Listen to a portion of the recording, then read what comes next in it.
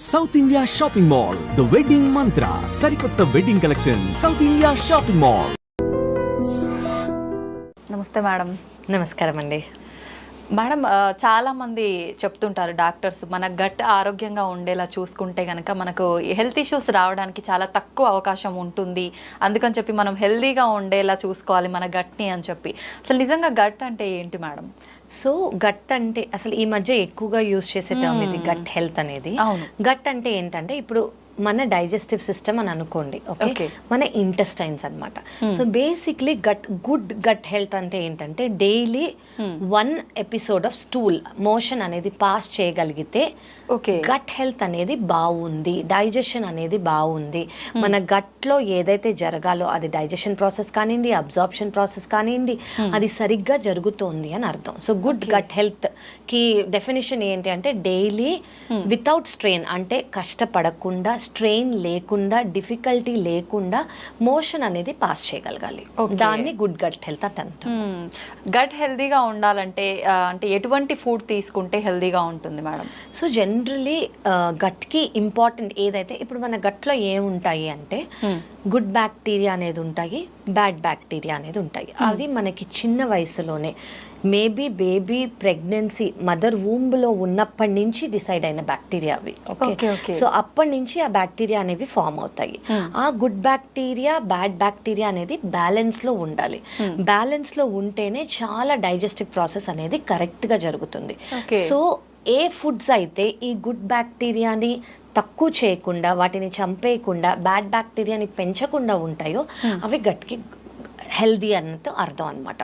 So గట్కి important అయిన food ఏంటి అంటే జనరలీ మనం అంటాం కదా పెరుగు మజ్జిగ మంచిది అని. అందులో అది ఎందుకు మంచిది అంటే అందులో ప్రోబయోటిక్స్ ఉంటాయి. అందులో ఏదైనా ప్రోబయోటిక్ ఫుడ్, ప్రోబయోటిక్ అంటే ఫర్మెంట్ అయిన ఫుడ్, ఫర్మెంట్ అయిన ఫుడ్ అది దోశ మన బ్యాటర్స్ అయి ఉండొచ్చు, మన పెరుగు మజ్జిగ అయి ఉండొచ్చు. హోల్ గ్రెయిన్ని ఫుల్గా తీసుకోవటం, రిఫైన్డ్ కాకుండా గ్రెయిన్ని తీసుకోవటం. లెగ్యూమ్స్ అని అంటాం కదా మనం, బీన్స్, లెగ్యూమ్స్, అవి చాలా ఇంపార్టెంట్. సో ఇలాంటివి ఏవైతే ప్రోబయోటిక్స్ గుడ్ బ్యాక్టీరియాని పెంచే ఫుడ్స్ ఉంటాయో అవి చాలా మంచిది గట్ హెల్త్ కోసం. మనకు అంటే గట్ హెల్త్ కరెక్ట్గా మీరు అన్నట్టుగా బ్యాడ్ బ్యాక్టీరియా గుడ్ బ్యాక్టీరియా ఈక్వల్గా లేకపోతే మనకు గట్ హెల్తీగా లేదు అని అర్థం అన్నారు కదా మేడం. నిజంగా లేకపోయి ఉంటే కనుక మనకి ఎటువంటి ఇబ్బందులు జరుగుతాయి? సో మోస్ట్ కామన్గా అందరు చూసేది ఏంటంటే మనం డెఫినేషన్ ఏం చెప్పుకున్నాం, డైలీ ఒక స్టూల్ పాస్ అవ్వాలి, డిఫికల్టీ లేకుండా, కష్టం లేకుండా, స్ట్రెయిన్ అవ్వకుండా అని. సో ఇది అవ్వదన్నమాట. సో డైలీ వాళ్ళకి మోషన్ ఇద్దరు వాళ్ళు పాస్ చేయలేరు, లేదా వాళ్ళు పాస్ చేయటం చాలా డిఫికల్ట్గా పాస్ చేయాల్సి వస్తుంది. స్ట్రెయిన్ చేసి హార్డ్గా ఎక్కువ ప్రెషర్ అప్లై చేసి మోషన్ పాస్ చేయాల్సి వస్తుంది, లేదా డైలీ అవ్వకుండా ఉంటుంది వాళ్ళకి. గ్యాస్ అనేది ఎక్కువ అయ్యే ఛాన్స్ ఉంది. బ్లోటింగ్ అంటాం కదా మనం, గ్యాస్ పొట్టలో ఎక్కువ గ్యాస్ ఉన్నట్టు అనిపించచ్చు, త్రేనుపులు రావచ్చు, కింద నుంచి గ్యాస్ పాస్ చేయొచ్చు, అండ్ డైజెషన్ ప్రాబ్లమ్స్ అనేది వాళ్ళకు ఉండే ఛాన్స్. కొంతమందికి కడుపులో నొప్పి కూడా వచ్చే ఛాన్స్ ఉంటుంది దీనివల్ల. సో ఇది గట్ హెల్త్ బాగాలేదు అని దాని మీనింగ్. ఓకే, అంటే మలబద్ధకం టైప్ దానికి రిలేటెడ్ ఇష్యూస్ అన్నీ కూడా కరెక్ట్. గట్ హెల్త్ బాగాలేకపోతే. ఓకే, చాలా మందిలో అంటే తిన్న ఫుడ్ డైజెషన్ అవ్వకపోవడము, ఇలాంటివి అంటే గ్యాస్ట్రిక్ ప్రాబ్లం, ఇలాంటి సమస్యలు కూడా ఉంటాయి కదా మేడం? ఖచ్చితంగా రిలేటెడే అండి. సో అది ఓన్లీ దీని వల్ల అని చెప్పను, గ్యాస్ట్రిక్ ఇష్యూస్ ఏవైతే ఉన్నాయో దీని వల్ల కూడా రావచ్చు, కానీ గ్యాస్ట్రిక్ కి వేరే చాలా రీజన్స్ ఉన్నాయి. సో గట్ హెల్త్ కి ఏంటి అంటే స్టూల్ రాకపోవటము, దానివల్ల గ్యాస్ అనేది ఫామ్ అవ్వటము, దానివల్ల ఎక్సెసివ్ గ్యాస్ ఫామ్ అవ్వచ్చు, అండ్ పొట్ట అనేది ఫుల్గా టైట్గా ఉండటము, ఆకలి అనేది తక్కువ ఉండే, బికాస్ గ్యాస్ తో ఫిల్ అయిపోయి ఉంటుంది కాబట్టి ఆకలి అనేది తక్కువగా ఉండే ఛాన్స్ ఉంటుంది అనమాట వీళ్ళలో. ఓకే మేడం, హెల్దీగా ఉండాలి గట్ అని అంటే పాలు మజ్జిగ ఇలాంటివి ఎక్కువగా తీసుకుంటూ ఉండాలన్నారు కదా. నిజంగా ఎంత మోతాదులో తీసుకోవాలి? పాలు అనగానే చాలా మంది ఈ మధ్య కాలంలో డైరీ ప్రొడక్ట్స్ అన్ని ప్రోటీన్ కి సంబంధించిన ఇంజెక్షన్స్ అవన్నీ ఇస్తున్నారు, తీసుకోవద్దు అని కూడా చెప్తున్నారు కదా మేడం. ఎలాంటి మిల్క్ తీసుకోవాలి, ఏ సమయంలో తీసుకోవాలి, ఎంత క్వాంటిటీలో తీసుకోవాలి? సో మిల్క్ గురించి మనం డైరెక్ట్గా వచ్చామనుకోండి, మిల్క్ అనేది చిల్డ్రన్ తర్వాత అసలు బేసిక్గా మిల్క్ అందరు ఎందుకు తీసుకుంటారంటే అందులో ఉన్న కాల్షియం వల్ల బోన్ స్ట్రెంగ్త్ వస్తుంది అని. సో కిడ్స్ తర్వాత అడల్ట్హుడ్లో అంత మనకి కాల్షియం అదే మిల్క్ సప్లిమెంట్స్ అవసరం లేదు. మన కాల్షియం అనేది మన డైట్లోనే వచ్చేస్తుంది. మిగతా మనం తినే బ్యాలెన్స్ డైట్లోనే ఎంత కాల్షియం మనకు అవసరమో ఆ మాత్రం మనకి డైట్లోనే వచ్చేస్తుంది. పాల ద్వారా తీసుకునే అవసరం లేదు. కిడ్స్కి బోన్ ఫార్మేషన్ కానివ్వండి అవన్నీ ఎక్కువ జరుగుతాయి కాబట్టి చిన్న వయసులో వాళ్ళకి అవసరం. ఓకే. సెకండ్ థింగ్ ఏంటంటే మిల్క్ అనే ప్రోటీన్ చాలా మందికి ఎక్కువగా ఈజీగా డైజెస్ట్ అవ్వదు. సో వాళ్ళని లాక్టోజ్ ఇంటాలరెన్స్ అని అంటాము. లాక్టోజ్ ఇంటాలరెన్స్ అంటే ఏంటంటే ఈ మిల్క్ ప్రోటీన్ మిల్క్ సంబంధించినవి ఏవి తీసుకున్నా వాళ్ళకి కడుపులో అనీజీనెస్ ఉండటం కానివ్వండి, బ్లోటింగ్ రావటం కానివ్వండి, లూజ్ స్టూల్స్ రావటం కానివ్వండి, కాన్స్టిపేషన్ అవ్వటం కానివ్వండి, కడుపులో నొప్పి రావటం కానివ్వండి అవుతుంది. సో ఎవరికైతే లాక్టోజ్ ఇంటాలరెన్స్ ఉందో అంటే లేదా వాళ్ళకు ఉందో లేదో అని తెలియకపోతే పాల రిలేటెడ్ థింగ్స్ తీసుకున్నారు వాళ్ళకి ఇలా అయింది అంటే వెంటనే వాళ్ళకి ఇంటాలరెన్స్ ఉన్నట్టు అర్థం. ఎందుకు వస్తుంది మేడం? ఇది చాలా రీజన్స్ ఉంటాయండి. అది మన జెనెటిక్ గా ఎన్నో రీజన్స్ ఉంటాయి దీనికి. సో ఇవి అవాయిడ్ చేసుకుంటూ వీళ్ళలో అవాయిడ్ చేయొచ్చు. అలా అని చాలా మంది తీసుకోవాలా తీసుకోవద్దా అంటే మిల్క్ అనేది అడల్ట్లో అంత అవసరం లేదు. సో మీరు తీసుకోవాలి అని అనుకుంటే ఎస్ కర్డ్ అనేది చాలా మంచిది. It's probiotic. మనం ఇందాక చెప్పుకున్నట్టు గుడ్ బ్యాక్టీరియాని ప్రొడ్యూస్ చేస్తుంది. గుడ్ బ్యాక్టీరియాకి మనకి బాడీకి డైజెషన్కి సెవరల్ మన బాడీ హెల్త్కి అవసరం కాబట్టి కర్డ్ కానివ్వండి మజ్జిగ కానివ్వండి తీసుకోవచ్చు. సో ఈ కర్డ్ మజ్జిగ తీసుకుంటే గుడ్ బ్యాక్టీరియా ఎక్కువ అవుతుంది కాబట్టి సో అది ఫర్మెంట్ అయ్యే దాంట్లో ఉంటుందన్నమాట. సో దానివల్ల ఎవరైతే మిల్క్ ప్రోడక్ట్స్ తీసుకోలేరో వాళ్ళు ఇది అవాయిడ్ చేసుకోవచ్చు. ఓకే మేడం, పెరుగు కూడా చాలా మంది పెద్దవాళ్ళు చెప్తూ ఉంటారు పెరుగుని డైరెక్ట్గా అలానే తీసుకోకుండా మజ్జిగ రూపంలో తీసుకుంటే ఎక్కువ బెనిఫిట్స్ ఉంటాయని. అది నిజమే అంటారా మేడం? అంటే టూ రీజన్స్ అండి. రెండిటికి చాలా తేడా లేదు. ఓన్లీ తేడా ఏంటి అంటే క్యాలరీస్. ఓకే. పెరుగులో కొంచెం ఎక్కువ క్యాలరీస్ ఉంటాయి, మజ్జిగలో తక్కువ క్యాలరీస్ ఉంటాయి. ఎవరైతే వెయిట్ లాస్ కోసమో లేదా క్యాలరీస్ అనేది తక్కువ తిందాం అనుకుంటున్నాను నేను ఈరోజు, అది ఏ రీజన్ వాళ్ళ హార్ట్ ప్రాబ్లమ్స్ వల్ల కానివ్వండి, వెయిట్ లాస్ కోసం కానివ్వండి, ఏ రీజన్స్ కోసమైనా క్యాలరీస్ అనేది తక్కువ తీసుకుందాం అని అనుకుంటున్నారో వాళ్ళు పెరుగు బదులు మజ్జిగ తీసుకోవటం బెటర్. లేదంటే రెండిట్లో ప్రోబయోటిక్స్ అనేది ఈక్వల్గా ఉంటాయి. ఓకే మేడం, చాలా మందిలో గ్యాస్ట్రిక్ ప్రాబ్లమ్స్ ఎక్కువగా చూస్తున్నాం ఈ మధ్య కాలంలో. అంటే కొన్ని రకాల ఫుడ్స్ తీసుకున్నా వస్తుంది, లేదు అంటే నార్మల్గా కూడా వస్తుంది. అసలు ఎందుకు మేడం గ్యాస్ట్రిక్ ప్రాబ్లం రావడానికి రీజన్ ఏంటి? సో గ్యాస్ట్రిక్ ప్రాబ్లం అంటే ఇందులో డైవర్స్గా ఉన్నాయండి రీజన్స్. ఒకటి గ్యాస్ట్రిక్ ప్రాబ్లం అంటే ఏంటంటే ఇండైజెషన్, వాళ్ళకి సరిగ్గా డైజెస్ట్ అవ్వడం. సెకండ్ థింగ్ ఏంటంటే బ్లోటింగ్, పొట్టంతా ఉబ్బినట్టు ఉబ్బసం లాగా ఉన్నట్టు. థర్డ్ థింగ్ ఏంటంటే తిన్న వెంటనే కడుపు నొప్పి రావటం. ఫోర్త్ థింగ్ ఏంటంటే మంట లాగా ఉండటం. ఓకే, అట్లా చాలా రీజన్స్ ఉంటాయి. ఫస్ట్ అసలు గ్యాస్ట్రైటిస్ అంటే ఏంటంటే మన తినే స్టమక్ లైనింగ్ ఏదైతే ఉందో దాన్ని ఇన్ఫ్లేమ్డ్ అవ్వటం, అంటే ఇన్ఫ్లమేషన్ రావటం. ఇప్పుడు ఇది మన స్టమక్ లైనింగ్ అనుకోండి, దెబ్బ తగిలితే ఎలా రెడ్గా అయిపోతుంది, సో స్టమక్ లైనింగ్ అలా రెడ్గా అయిపోతుంది. సో అక్కడి నుంచి మనం ఏదైతే ఆహారం తీసుకుంటామో ఆ లైనింగ్ కొంచెం ఇన్ఫ్లేమ్డ్గా ఉంది కాబట్టి సరిగ్గా అబ్జార్బ్ కావు, అవి సరిగ్గా అబ్జార్బ్ కావు కాబట్టి ఈ సిమ్టమ్స్ అన్నీ వస్తాయి. ఇప్పుడు మనం చాలా హెవీ మీల్స్ తీసుకుంటాం గ్యాస్ట్రైటిస్ అప్పుడు, సో మన స్టమక్లోంచి అన్ని యాసిడ్స్ కానివ్వండి, హార్మోన్స్ కానివ్వండి, ఎంజైమ్స్ కానివ్వండి ప్రొడ్యూస్ అవుతాయి. అవి ఇన్ఫ్లమేషన్ ఉన్నప్పుడు తక్కువ అవుతాయి కాబట్టి ఎక్కువ ఈజీగా డైజెస్ట్ అయ్యేది కష్టం. అందుకే గ్యాస్ట్రైటిస్ ఉన్న వాళ్ళకి డైట్ అనేది నేను చాలా మోడిఫై చేస్తాను. మోడిఫై చేస్తే డైజెషన్ ఈజీగా అయ్యి ఫస్ట్ ఇవి హీల్ అవుతుంది. హీల్ అయితే మనం నెక్స్ట్ తర్వాత లైఫ్ లాంగ్ ఏం కావాలంటే అది తీసుకోవచ్చు. నిజంగా అంటే గ్యాస్ట్రిక్ ప్రాబ్లం ఉన్న వాళ్ళు చాలా మంది మీరు అన్నట్టుగా కడుపు నొప్పి, కొంతమందికి ఉబ్బిపోయినట్టుగా రకరకాల సిమ్టమ్స్ ఉంటాయి. అసలు కరెక్ట్ గా ఇది గ్యాస్ట్రిక్ సంబంధించిన ప్రాబ్లమే అంటే ఎటువంటి సిమ్టమ్స్ ఉంటాయి మేడం పర్టికులర్ గా? సో ఫస్ట్ వచ్చేది ఏంటంటే తిన్న వెంటనే కొంచెమే తినాలని అపెటైట్ అనేది తక్కువ ఉంటుంది, ఎందుకంటే వాళ్ళకి పొట్ట అనేది ఉబ్బినట్టు ఉంటుంది అనమాట. గ్యాస్, నాకు ఎప్పుడు గ్యాస్ ఉన్నట్టుంది, ఆకలి తక్కువ ఉంది, పొట్ట ఎప్పుడు ఫుల్గానే ఉంటుంది, అది ఒక reason. Second thing reflux symptoms. Reflux సిమ్టమ్సే గ్యాస్ట్రైటిస్ అని కూడా చాలా మంది అనుకుని వస్తారు నా దగ్గరికి. రిఫ్లక్స్ సిమ్టమ్స్ అంటే ఏంటంటే తిన్న వెంటనే మంట రావటం, ఇక్కడ థ్రోట్ ఏరియా నుంచి చెస్ట్ ఏరియా నుంచి కడుపు వరకు. సో ఈ సిమ్టమ్స్ అంటే ఏంటి అంటే జనరలీ మనం ఆహారం ఎప్పుడైతే తీసుకుంటామో ఫుడ్ పైప్లోంచి స్టమక్లోకి వెళ్తుంది. ఈ ఫుడ్ పైప్లోంచి స్టమక్లోకి వెళ్ళేటప్పుడు ఒక వాల్వ్ ఉంటుంది ఫుడ్ పైప్ ఎండ్లో. అది ఓన్లీ ఆహారం లోపలికి వెళ్ళేటప్పుడు మాత్రమే ఓపెన్ అవుతుంది, తర్వాత క్లోజ్ అయిపోతుంది. కానీ కొంతమందికి ఈ లోవర్ ఎండ్, ఈ ఫుడ్ పైప్కి లోవర్ ఎండ్ ఎప్పుడు ఓపెన్గా ఉందనుకోండి, సో ఏదైతే ఫుడ్ స్టమక్లో ఉందో యాసిడ్ సెక్రెట్ అయ్యాక అది మళ్ళీ పైకి వెళ్తుంది. సో యాసిడ్తో మిక్స్ అయిన ఫుడ్ పైకి వెళ్తుంది కాబట్టి వాళ్ళకి మంట వచ్చే ఛాన్స్ ఉంటుంది. కొంతమంది పులి త్రేణుపులు అని అంటారు, పుల్లగా ఉండే త్రేణు, అదంతా వాటిని రిఫ్లక్స్ సిమ్టమ్స్ అంటారు. ఎస్పెషల్లీ వాళ్ళకి ఎపిగ్యాస్ట్రిక్ రీజన్ అంటే ఇక్కడ నొప్పి అనేది ఉంటుంది లేదా మంట అనేది ఉంటుంది తిన్న తర్వాత. ఇది చాలా మందికి ఉండే ప్రాబ్లమ్. సో ఇది గ్యాస్ట్రైటిస్ దేని వల్ల రావచ్చు అంటే ఇది లైఫ్ స్టైల్ ప్రాబ్లం. మనం ఏం తీసుకుంటున్నామో స్ట్రెస్ అనేది ఎక్కువ ఉంటే గ్యాస్ట్రైటిస్ వచ్చే ఛాన్స్ ఉంటుంది. ఎగ్జాక్ట్లీ మనం తినే ఆహారాలు ఏదైతే తీసుకోకూడదో అది తీసుకున్నారనుకోండి గ్యాస్ట్రైటిస్ వచ్చే ప్రాబ్లం. గ్యాస్ట్రైటిస్ వచ్చాక అందులో హెచ్ పైలోరై అనే బ్యాక్టీరియా గ్రో అయ్యే ఛాన్స్ ఉంటుంది. ఇది చాలా కామన్, గాలిలో ఉంటుంది. సో ఇది ఉన్నా కూడా వీళ్ళకి సిమ్టమ్స్ వచ్చే ఛాన్స్ ఉంటుంది. ప్రత్యేకించి గ్యాస్ట్రిక్ ప్రాబ్లం వచ్చిన వాళ్ళు మీరు చెప్పినట్టుగా కొన్ని రకాల ఫుడ్స్ తీసుకున్నప్పుడు ఆ ఫీలింగ్ ఇంకెక్కువ అవుతుంది, స్టమక్ పెయిన్ ఎక్కువగా వస్తుంది. అట్లా పర్టికులర్ ఫుడ్స్ ఏమైనా ఉన్నాయా మేడం తీసుకోకూడనివి? అవునండి.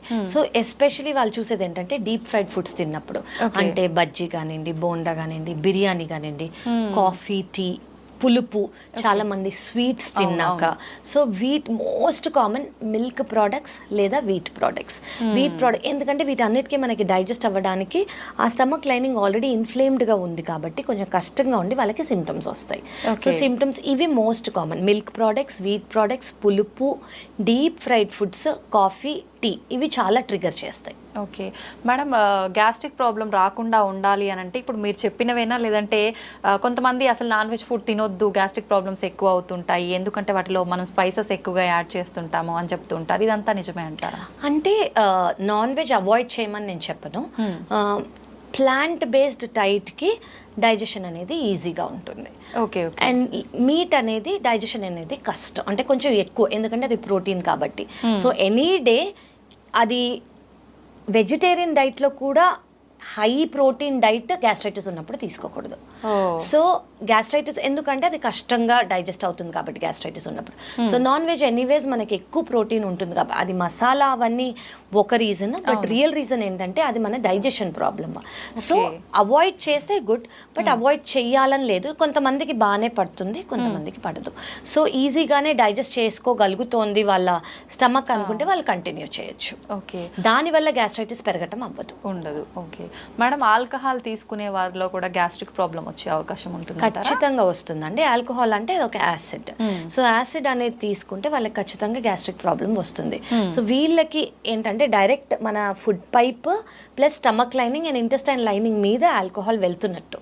సో దాని వల్ల ఖచ్చితంగా గ్యాస్ట్రైటిస్ లేదా ఈసోఫేజైటిస్ అంటాం. ఫుడ్ పైప్ని ఎఫెక్ట్ చేస్తే ఈసోఫేజైటిస్ అంటాం. First part of the duodenum స్టమక్ని దాన్ని డియోడినైటిస్ అంటాం. సో ఇవన్నీ వచ్చే ఛాన్స్ ఉంటుంది. మేడం, ఇందాక మీరు చెప్పారు అంటే పర్టికులర్ కొన్ని ఫుడ్స్ తీసుకున్నప్పుడు కొంతమందికి పడదు, పులుపు ఇలా రకరకాలుగా అని చెప్పి, కొంతమందిలో అంటే పప్పు తిన్నా పడదు, కొన్ని వెజిటబుల్స్ తిన్నా పడదు. అలాంటప్పుడు ఆ ఫుడ్ని స్కిప్ చేయడమే బెటర్ అంటారా మేడం? సో పప్పు మనం అనుకున్నట్టు ప్రోటీన్. సో ఏవైతే హై ప్రోటీన్ ఉంటాయో వాటిని కొన్ని రోజులు ఇది హీల్ అయ్యేంత వరకు పక్కకు పెడితే ఇప్పుడు మనకి దెబ్బ తగిలింది అనుకోండి, ఆ దెబ్బ తగిలిన చోటే మనం ఎక్కువ వర్క్ ఇస్తున్నాం, ప్రెషర్ పెడుతున్నాం అనుకోండి, ఫస్ట్ దాన్ని సిమ్టమ్స్ తీయటం కాకుండా దానికి ఎక్కువ ప్రెషర్ ఇస్తున్నాం. సో ఏదైతే ఈజీలీ డైజెస్టబుల్ ఫుడ్స్ ఉంటాయో అవి తింటే హీలింగ్ ప్రాసెస్కి మనం హెల్ప్ చేసిన వాళ్ళం అవుతాం. దానివల్ల గ్యాస్ట్రైటిస్ పెరగదు. సో అది మేడం, చాలా మంది గ్యాస్ట్రిక్ ప్రాబ్లం ఉంది అని తెలిసి కూడా అంటే చాలా వరకు ఇంట్లో చిన్న చిన్న టిప్స్ ఏమన్నా పాటించుకుంటూ అలా డిలే చేస్తూ ఉంటారు డాక్టర్ దగ్గరికి వెళ్లకుండా. అలా డిలే చేయడం వల్ల అంటే ఇది పెరిగే అవకాశం ఉంటుంది? ఖచ్చితంగా ఉంటుందండి.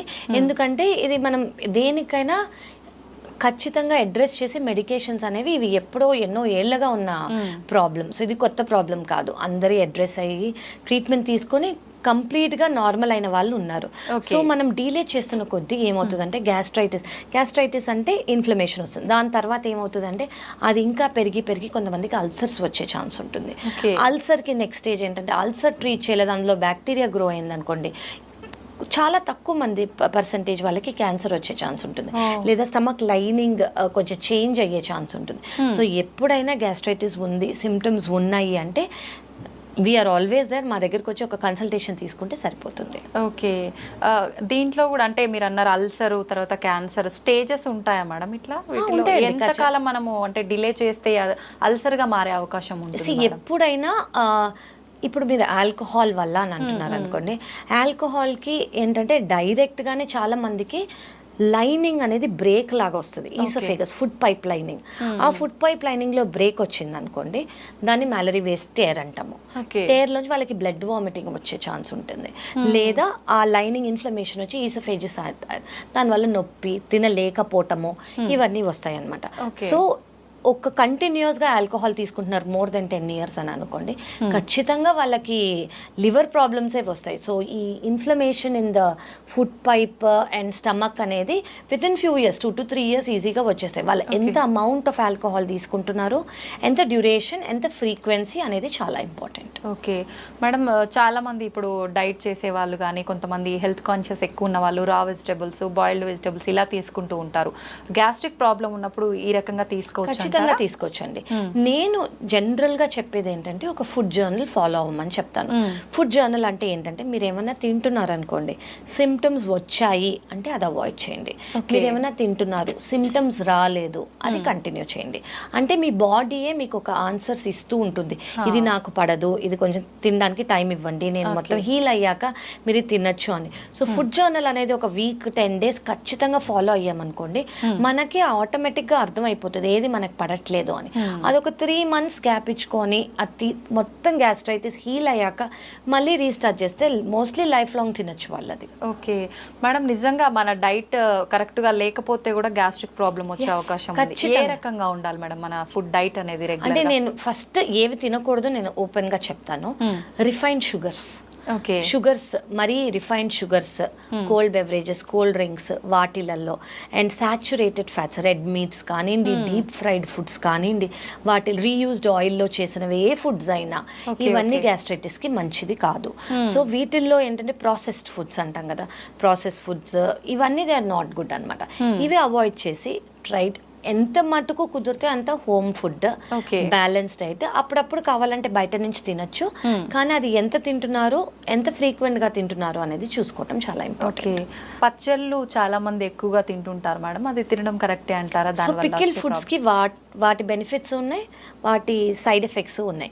పికిల్ ఫుడ్స్ ఏంటంటే ఫర్మెంటెడ్ ఫుడ్స్. కొన్ని ఫర్మెంటెడ్ ఫుడ్స్ అంటే వాటిలో ప్రోబయోటిక్స్ ఉంటాయి, మంచి బ్యాక్టీరియా ఉంటుంది. సో కరెక్ట్ అమౌంట్ లో మరీ ఫ్రీక్వెంట్ గా తీసుకోకుండా అప్పుడప్పుడు తీసుకుంటే మంచిది, ఎందుకంటే అవి helps in digestion. And green chilli కూడా it has a special effect that అది ఎఫెక్ట్ ఏంటి, ఎఫెక్టివ్ గా డైజెషన్ హెల్ప్ చేస్తుంది అని. కానీ అదే పికిల్ మనం రోజు తీసుకున్నాం, దాంట్లో ఉన్న ఎక్స్ట్రీమ్ సాల్ట్ కంటెంట్ కానివ్వండి, దాంట్లో ఉన్న కారం కానివ్వండి, స్టమక్ లైనింగ్ అంత మంచిది కాదు. సో దానివల్ల కండిషన్ వర్సన్ అయ్యే ఛాన్స్ ఉంటుంది. సో అప్పుడప్పుడు తీసుకుంటే ఓకే, కానీ ఆన్ డైలీ బేసిస్ తీసుకోకూడదు. ఓకే ఓకే మేడం, సైకలాజికల్ గా మన ఎమోషన్స్ వల్ల కూడా గ్యాస్ట్రిక్ ప్రాబ్లం వచ్చే అవకాశం ఉందంటారా? అవునండి, మన gut health is directly related to brain. అంటే బ్రెయిన్ హెల్త్, ఎమోషన్స్, స్ట్రెస్ వల్ల కూడా గట్ అనేది ఇంపాక్ట్ అయ్యే ఛాన్స్ ఉంది. సో దీన్ని మనం గట్ బ్రెయిన్ యాక్సెస్ అంటాం అనమాట. సో దీని మీనింగ్ ఏంటి అంటే మనం ఇందాక మాట్లాడుకున్నట్టు good bacteria, bad bacteria. So ఈ కండిషన్స్ లో ఏమవుతుందంటే బ్యాడ్ బ్యాక్టీరియా అనేది పెరిగిపోయి గుడ్ బ్యాక్టీరియా అనేది తగ్గుతుంది. సో దీన్ని గట్ మైక్రోబయా డిస్బయోసిస్ అని అంటాము. డిస్బయోసిస్ అంటే ఇంబ్యాలెన్స్. సో దీనివల్ల మనం ఇందాక చెప్పుకున్న యూస్ఫుల్ ఎఫెక్ట్స్, గుడ్ బ్యాక్టీరియా వల్ల డైజెషన్ కానివ్వండి, యూస్ఫుల్ ఎఫెక్ట్స్ ఏవైతే ఉన్నాయో అవన్నీ జరగక గ్యాస్ట్రిక్ ప్రాబ్లమ్స్ అనేవి ఖచ్చితంగా వస్తాయి. సో ఇట్ ఈస్ ఇంపార్టెంట్ తినే వాళ్ళకి, అంటే other than eating healthy, physical హెల్తే కాకుండా మెంటల్ హెల్త్ కూడా ఇంపార్టెంట్ ఫర్ డైజెషన్ అనేది తెలుసుకోవాలి. ఓకే, ఇది నిజంగా చాలా ఇంపార్టెంట్ పాయింట్ మేడం. కరెక్ట్, ఖచ్చితంగా. చాలా మంది డైట్ మెయింటైన్ చేసినా ఏం చేసినా నిజంగా చాలా ఎక్కువగా ఆలోచించడము, స్ట్రెస్ లో ఉండటము, అది దేని వల్ల కానివ్వండి. సో ఆ స్ట్రెస్ రిలేటెడ్ వల్ల కూడా ఖచ్చితంగా ఎమోషనల్ వేరియేషన్స్ వల్ల గట్ హెల్త్ అనేది ఎఫెక్ట్ అవుతుంది. సో మీరు ఓన్లీ ఫిజికల్ హెల్త్ కాకుండా మెంటల్ హెల్త్ కూడా కలిసి మీరు చేస్తేనే మీ డిజైర్డ్ రిజల్ట్స్, అది వెయిట్ కానివ్వండి, హెల్త్ కానివ్వండి ఉంటుంది. ఓకే మేడం, చాలా మంది ఎర్లీ మార్నింగ్ బ్రష్ చేయకుండానే అంటే సరిగా బ్రష్ చేయరు, వెంటనే టీలు కాఫీలు అలాగే తాగేస్తుంటారు, ఇలాంటి వాళ్ళకు కూడా గ్యాస్ట్రిక్ ప్రాబ్లం వచ్చే అవకాశం ఉందంటారా? యాక్చువల్లీ ఉందండి. సో బేసిక్లీ మనం బ్రష్ ఎందుకు చేసుకుంటామంటే మనకున్న జర్మ్స్, టీత్లో ఉన్న జర్మ్స్ కానివ్వండి, మైక్రోబయాటా కానివ్వండి, పోవడానికి. అవును. సో అది మనము బ్రష్ చేసుకోకుండా తిన్నారనుకోండి, ఆ మైక్రోబయాటా స్టమక్లోకి, మన డైజెషన్ సిస్టంలోకి వెళ్తుంది.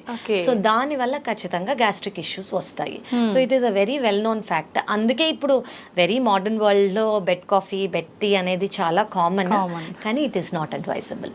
ఓకే ఓకే, చూడండి అయితే అందరూ బెడ్ కాఫీలు, బెడ్ లేవగానే బ్రష్ చేయకుండా తినటాలు తాగటాలు చేసే వాళ్ళంతా జాగ్రత్త. కరెక్ట్, వెరీ ట్రూ అండి.